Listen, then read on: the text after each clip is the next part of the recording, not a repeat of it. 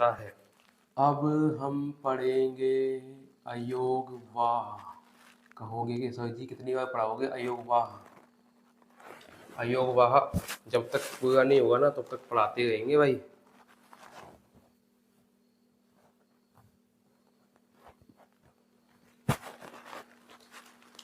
अयोग वाह को देखा जाए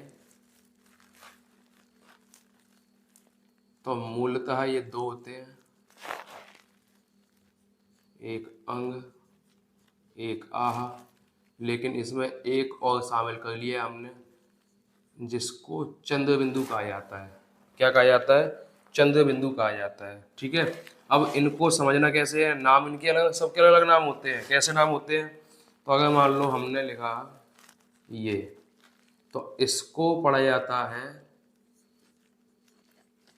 अनुस्वार। अगर हमने लिखा ये, तो इसको पढ़ा जाता है विसर्ग। और अगर हमने लिखा ये, तो इसको पढ़ा जाता है अनुनासिक। तो हम यहाँ पर इनको पढ़ रहे हैं ना, तो हम इसको अनुस्वार, इसको विसर्ग, इसको अनुनासिक तो पढ़ रहे हैं, लेकिन ये सारे के सारे अपने आप में ना तो अनुनासिक है, ना विसर्ग है, ना अनुस्वार है। तो फिर अनुस्वार क्या है, विसर्ग क्या है? तो इन पे जो लगाई गई मात्राएं हैं छोटी छोटी, ठीक है, इनको बोला जाता है अनुस्वार, विसर्ग, अनुनासिक। इस बिंदी को बोलते हैं अनुस्वार, इस बिंदी को बोलते हैं विसर्ग, और इस बिंदी को बोलते हैं चंद्र बिंदु। क्या बोलते हैं? चंद्र बिंदु। और इनको नाम दिया गया है इस प्रकार से, इसके साथ आ गया अनुस्वार, इसके साथ है विसर्ग, और इसके साथ है तो अनुनासिक। ठीक है, अब इनको अयोगवा में रखा गया। तो अयोगवा में क्यों रखा गया? हमने पहले आप बात कर चुके हैं इस बारे में पिछली क्लास में कि भाई ये लिखने में या देखने में तो होते हैं स्वर के जैसे, और बोलने में इनका उच्चारण होता है व्यंजन के जैसा। तो ना तो इनका योग स्वर के साथ हो पाएगा, ना इनका योग व्यंजन के साथ हो पाएगा। इसीलिए ये जब इनका योग नहीं हो पा रहा होता है तो इसमें हमने आ जोड़ के इसको योग ना होने की कंडीशन में रख दिया। आ का मतलब होता है नहीं, मतलब योग नहीं हो सकता, इसलिए इनका नाम रखा गया है अयोगवा। क्या रखा गया है? अयोगवा। ठीक है, ध्यान रखना इस बात का कि ये चिन्ह होते हैं, संकेत होते हैं, जिसे लिपि कहा जाता है। तो इस संकेत को या इस चिन्ह को अनुस्वार कहा जाता है, इस चिन्ह को या इस दो बिंदियों को विसर्ग कहा जाता है, और इस चिन्ह को चंद्र बिंदु कहा जाता है। ठीक, इनका इस्तेमाल अगर देखा जाए तो इसका इस्तेमाल होता है तत्सम शब्दों में, इसका इस्तेमाल होता है तत्सम शब्दों में, और इसका इस्तेमाल होता है तद्भव शब्दों में। ठीक है, इस्तेमाल हो गया इसका तत्सम शब्दों में, इसका तत्सम शब्दों में, इसका तद्भव शब्दों में इस्तेमाल होता है जब इनके क्रम की बात की जाती है।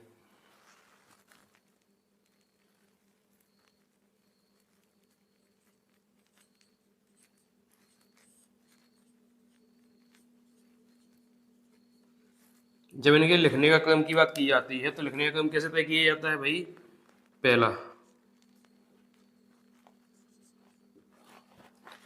पहले हम लिखते हैं व्यंजन, के बाद स्वर, के बाद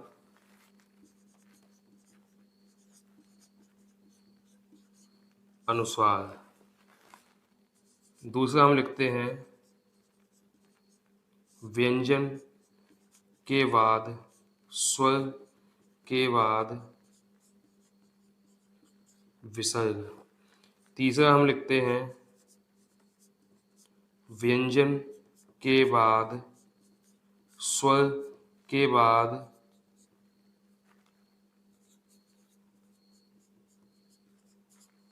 अनुनासिक या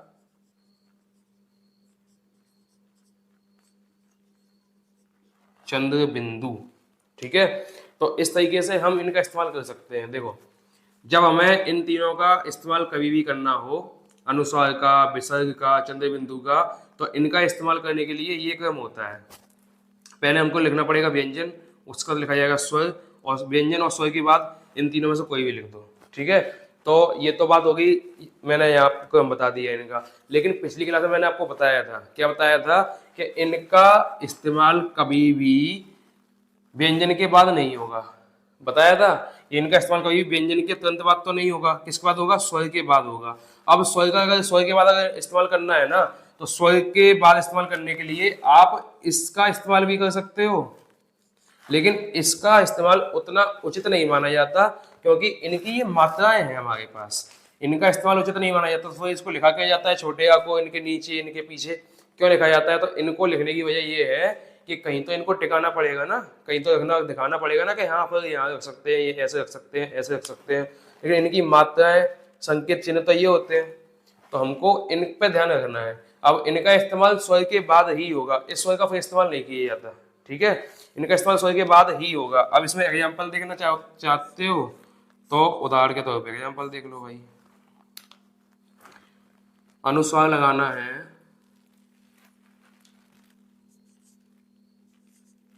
कंठ, संयम, संसार, संयोग,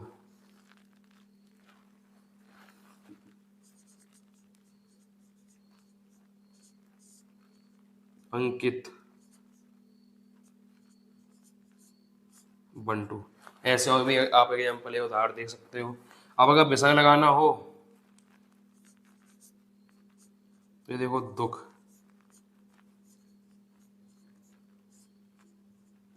प्रातः, पुनः, छह।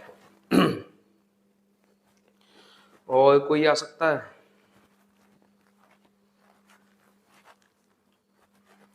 और हम कर सकते हैं अतः, और जो भी आपको ठीक लगे, जहां भी देखने को मिले वही सब, ठीक है। फिर आता है अनुनासिक या चंद्र बिंदु। तो अनुनासिक या चंद्र बिंदु के लिए सीधा चांद बोल दो, चा से ध्यान आ गया, पता लग गया, चांद।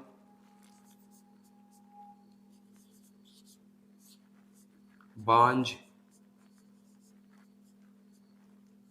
बांध,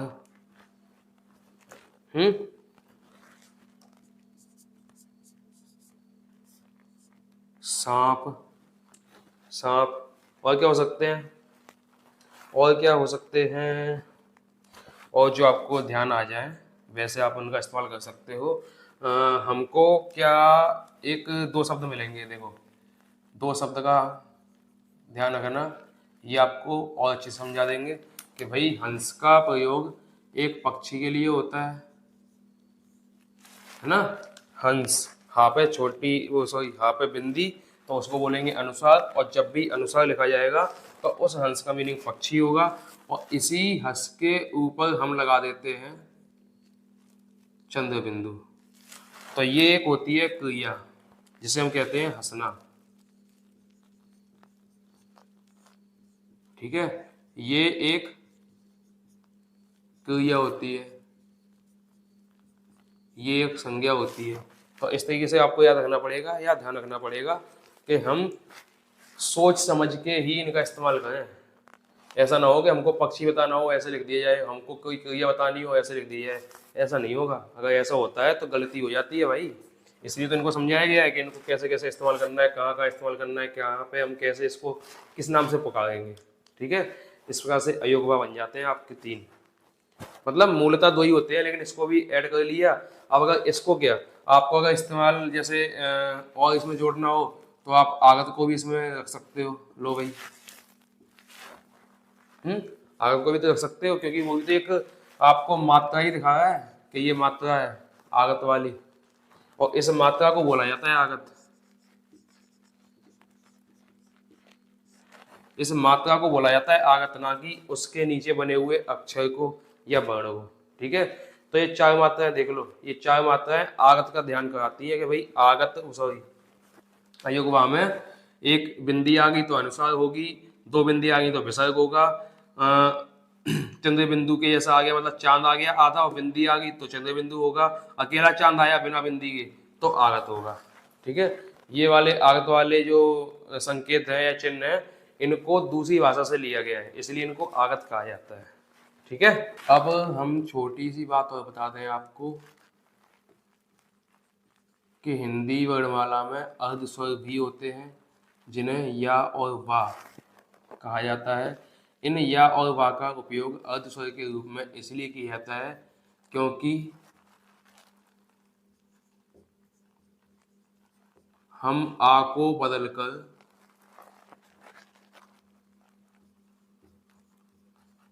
कोवा कर देते हैं। देखो यहाँ पर आ और यहाँ पर वा, ठीक है, इसलिए इसको अर्ध स्वर कहा गया इस वा को। ठीक है, ऐसे ही या का देखना हो तो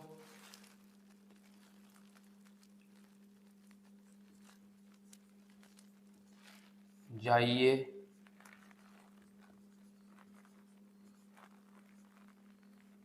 जाइए। ऐसे हम या को भी अर्ध स्वर कह देते हैं, या